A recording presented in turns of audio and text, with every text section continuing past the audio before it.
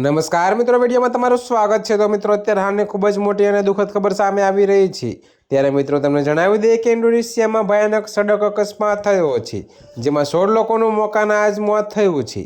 ત્યારે મિત્રો, સ્થાનિક સમય મુજબ જાવાના બુદ્ધિઓના વિસ્તારમાં સોમવારે રાત્રે આ અકસ્માત થયો તો 34 મુસાફરોથી ભરેલી બસ કોન્ક્રીટથી બનેલી દિવાલ સાથે ટકરાઈ ગઈ અને બસ પલટી ગઈ। જોકે મિત્રો, અકસ્માતમાં બસમાં સફર કરતા લોકોના મોત થયા છે અને અનેક ઘાયલ પણ થયા છે। ત્યારે મિત્રો, અકસ્માતનો શિકાર થયેલી બસ રાજધાની જાકાર્તાથી પ્રાચીન શાહી શહેર યોગકર્તાઓ તરફ।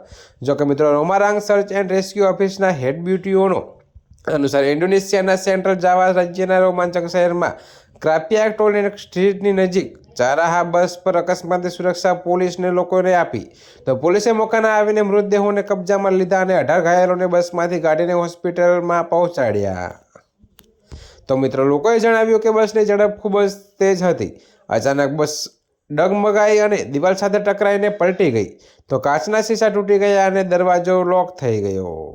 જી હા મિત્રો, તો અત્યારે હાલ માટે આટલું જ। મળીશું નવી અપડેટ સાથે। અને જો તમને અમારા વિડીયો પસંદ આવતા હોય તો વિડીયોને લાઇક, કોમેન્ટ, શેર અને અમારી ચેનલને સબસ્ક્રાઈબ કરવાનું ભૂલતા નહીં મિત્રો।